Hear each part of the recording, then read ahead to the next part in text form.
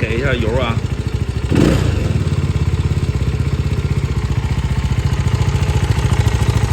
应该能听到了。SR250 拆成这样，它的发动机缸头这边的异响就大声，刚才视频里的那个，就是要把这个东西，这个胀紧器，这个东西拆下来换一新的，就能解决这个问题。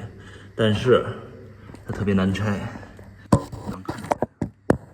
我就两个手指头在转这个螺丝，就是不然活好。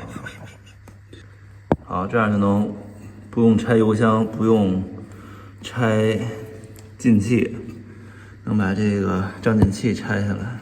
邹老师这个壮汉的手指头，邹老师最后一哆嗦了。哦，终于掏出来了。现在你能就是，如果你仔细测量的话，这边其实是高一点点的。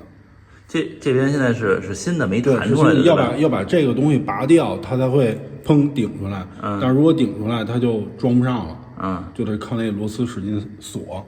然后就是，好像网传是这个是那个什么本田190的，然后这个会比它长1毫米，所以就能把那个链儿顶得更紧，它就不会响了。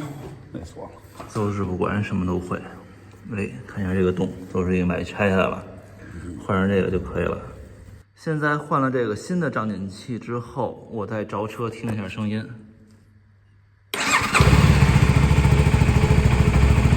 哎，现在大家能听到的只有排气的声音，就没有响链哒哒打那个缸头的声音了。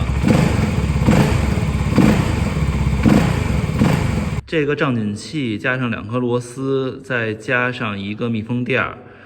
3颗螺丝，总共全套是不到40块钱就能解决 SR250的这个异响问题。